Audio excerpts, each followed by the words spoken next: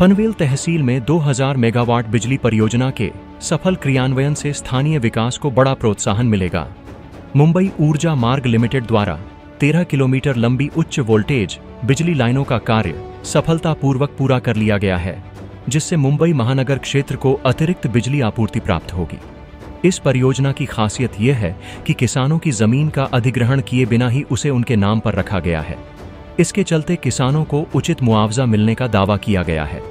साथ ही इन बिजली लाइनों के नीचे खेती, सब्जी उत्पादन, पोल्ट्री फार्मिंग, बकरी पालन और डेयरी जैसे व्यवसाय करने की अनुमति दी गई है।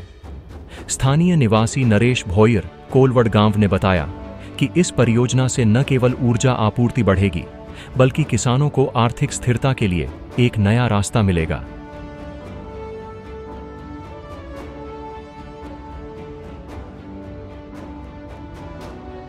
मी नरेश शिवराम भोईर राहणार कोलवाडी गावातला असून माझी या प्रकल्पासाठी साधारणतः 13 गुंठ इतके क्षेत्र बाधित झालेलं असून आता ज्यावेळी सुरुवात झाली त्यावेळी असं वाटत होतं की या प्रोजेक्टपासून आम्हाला काहीतरी शेतकऱ्यांना नुकसान होईल, परंतु हा प्रोजेक्ट उभा राहिल्यानंतर शेतकऱ्यांना मोबदला तर त्याला मिळालेलाच आहे। परंतु आता तुम्ही पाहू शकता की मी आज भात शेतीमध्ये भात पिकवून साधारणतः माझा भात देखील काढून झालेला आहे आणि त्याच्यानंतर मी नांगरणी करून पुढे मी भाजीपाल्याचा जो काही माझा असेल प्रकल्प त्या संदर्भात देखील आपण पाहू शकतो की कशा प्रकारे ते टावर आहेत आणि टावरच्या खाली जे वरती ज्या तारा आहेत आणि त्या तारांखाली मी ते आता फळभाजी लावणार आहे।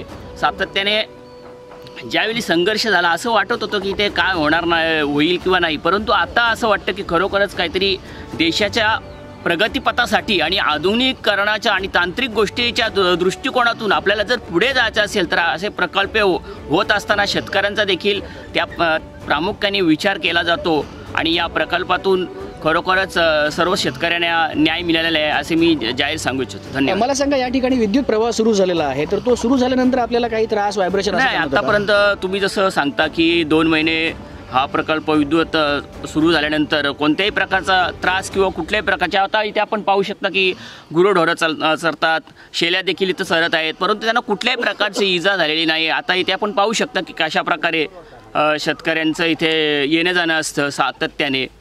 मिळालेल्या मोबदल्याबद्दल आपण समाधानी आहात का? समाधानी आहे। सुरुवातीला मी जसं आपल्याला सांगितलं की सुरुवातीला असं वाटत होतं की आम्हाला कुठेतरी फसवणूक केली जाईल, परंतु आता मात्र शेतकऱ्यांना एक चांगली उमेद मिळाली आणि चांगल्या शेतकऱ्यांना इथे मोबदला मिळाला आहे। धन्यवाद।